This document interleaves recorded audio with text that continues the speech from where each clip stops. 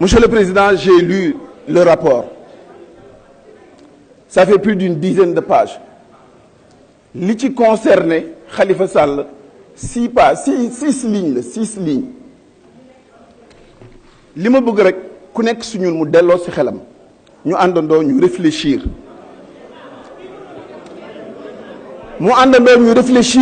Ci li nga xamee ni mooy procédure bi nga xamee ne moom la ñu entamé. Je voudrais, Monsieur le Président, avec votre autorisation, faire une petite rétrospective. La question de fond n'est pas liée à l'instruction, elle est dans ce qui concerne l'Assemblée nationale dans ses responsabilités.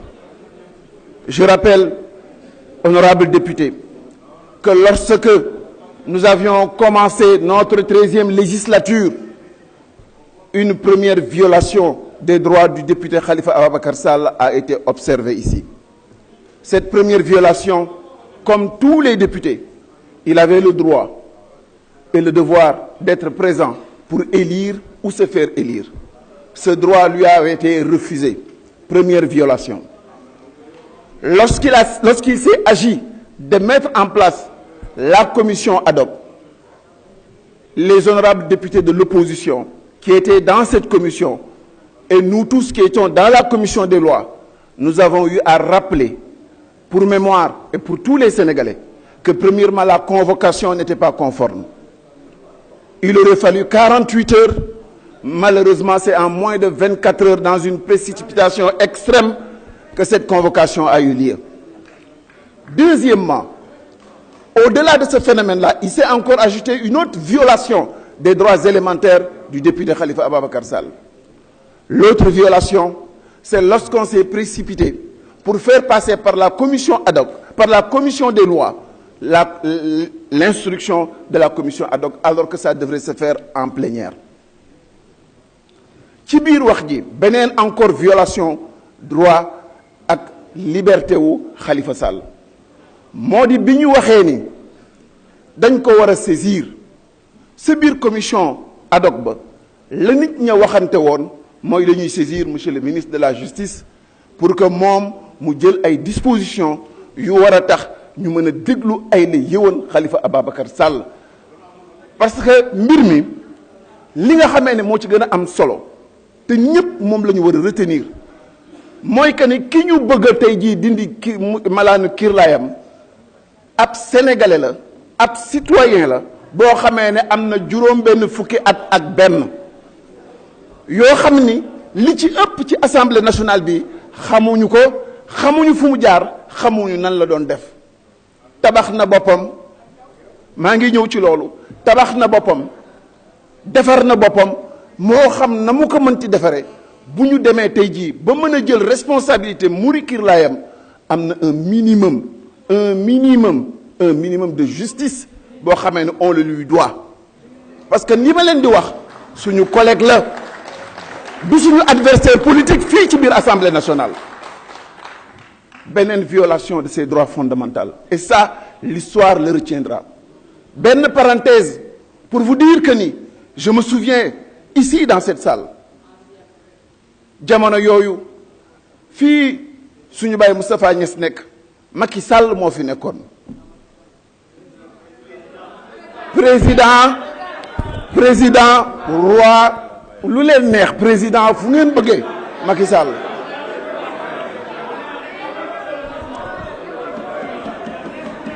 ci place bii sama baay Moustapha Niasse toog son excellence monsieur le président de la république Macky Sall moo fi toogoon comme président de l'Assemblée nationale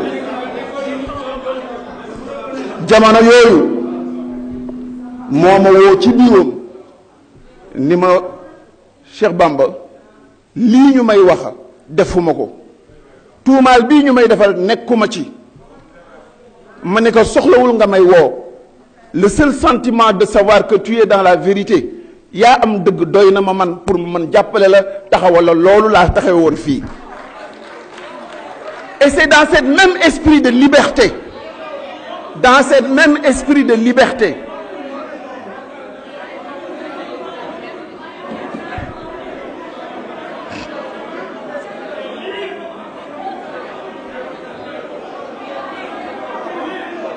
S'il vous plaît, laissez le collègue.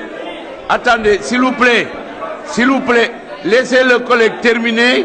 Il a droit à un temps de parole qui est en train de se dérouler. Quand le temps de parole sera expiré, la machine va sonner. Laissez-le intervenir. Il y a le temps de parole. Il y a la petite machine là. Quand ce temps de parole sera fini, la machine va sonner. Vous me permettrez, Monsieur le Président. Allez-y. Monsieur le Président, vous me permettrez de rappeler le règlement intérieur que sur la question, il n'y a pas de temps de parole qui a été prévu. Je suis désolé. Il y a un temps Sortez-moi l'article. Je suis désolé, c'est 15 minutes. Sortez-moi l'article, Monsieur le Président. Sortez-moi l'article. Regardez l'article 68. L'article 68 du règlement intérieur dit que dans ce débat, le temps maximum c'est 15 minutes. Mougini? Non, ce n'est pas ce cas précis. Mais enfin. Mais allez-y, parce que vous êtes... Attention, ça se déroule là. Ah non, Monsieur le Président. Ah si. Mais alors, allez-y, parlez. li nga xamee ni moom laa leen di fàttali moo di ba mu ma ko waxee fii laa taxawee woon défendre que ngir Sénégal ngir droit liberté boobu ma amoon moo ma jox droit tey jii li ma jaaxal moom mi nga xamee ni ba mu amee jafe-jafe nit ñi dañoo jóg taxaw jàppale que ngir Sénégal man dama jaaxle lool man xawma man defe woon naa ni lu mag def deese bu sa dekkee daf ko war a bàyyi encore une autre fois lu mag def deese bu sa dekkee daf ko war a bàyyi beneen affaire bi ma fàttali leen ni ci réewu ngëm la ñu nekk yonent bi sallallahu alayhi wa sallam dafa wax ci hadis boo xamee ni Abu Daoud ak Tirmisi moo ko solo mu wax imam Ali ni ko booy dem bay atte na nga góorgóorlu ba ñaari version yépp nga déglu ko te fii ñu nekk nii amul benn yoon boo xamee ni les droits élémentaires du député Khalifa Ababacar Sall déglu nañ ko beneen violation mooy tey jii yéen a ngi taxaw ci seen benn colloque bëgg a dindi malaanu kirlaayam mayu leen kat benn yoon Sénégal yëpp dañ ko war a xam mayu leen kat benn yoon foo xamee ne mën na fa taxaw layal boppam waaw nan ngeen bëggee ci conclusion boo xamee ni kenn si yéen xamul dossier bi kenn si yéen xamul lan moo nekk ci biir lu ñu indi leen rek wax leen 6 lignes war na leen a doy pour ngeen sànq doomu aadama 6 lignes war na leen mën a doy pour ngeen sànq seen bopp 6 lignes war na leen mën a doy pour ngeen sànq assemblée nationale 6 lignes war na leen mën a doy pour ngeen sànq réew mi loolu warul mën a nekk et je pense que ni fii ñu toll tey jii ak lii ñuy wax je pense que ni rien dans ce monde n'est éternel. Toutes les situations sont précaires et révocables. Toutes les situations sont précaires et révocables. Et il viendra un jour où certains ñoo xamee ni démb dañoo nekkoon di engagé loo xamee ni teguñu ko fenn gëmuñu ko taxawuñu ko demee la roue tournera te lépp lu ngeen gis ci nettali la jëm. alors li ngeen di def seet leen ci seen bopp seet leen ci yàlla seet leen ci seen réew seet leen ci seen éducation seet leen ci seen ngëm-ngëm seet leen ci seen pas-pas. Merci. man damaa xamul am réew. Merci. Monsieur le Président. Merci. Non, Monsieur le Président, laissez-moi terminer. J'ai été suffisamment coupé. Et vous le savez. J'ai été suffisamment coupé. Non, Monsieur le Président. Regarde comment est-ce que je ne vois pas. Monsieur le Président, je vous demande 5 minutes.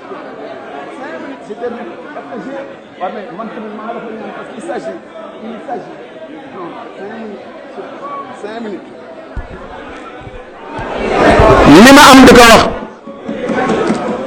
li ma am di ko wax moo di képp kenn koo xamee ne da nga nekk ci Sénégal war nga xam ne république la ñu wax war nga xamee ni ab kilifa wala simple surga waruñu ko mën a accepter cim réew ñu bëgg koo atte rey ko rendi ko te am du ni baat bi jóg sa kaw loolu warul mën a nekk l'Assemblée nationale ne doit pas servir de faire valoir lan moo tax procureur bi waxoon ne amul immunité parlementaire toog ba mu neex ka wëlbatiku ne am na immunité parlementaire bëgg leen instrumentaliser yéen ngeen ànd ak moom nammal ko paaka bu muy rendi seen nawle je pense que lu loolu du assemblée nationale amul benn assemblée ci àddina boo xamee ne noonu la nit ñi di doxee et ça c'est pas acceptable c'est pas honorable à vaincre dans le déshonneur on triomphe malheureusement dans les bas-fonds de ce qui est le déni de loi et le déni de justice.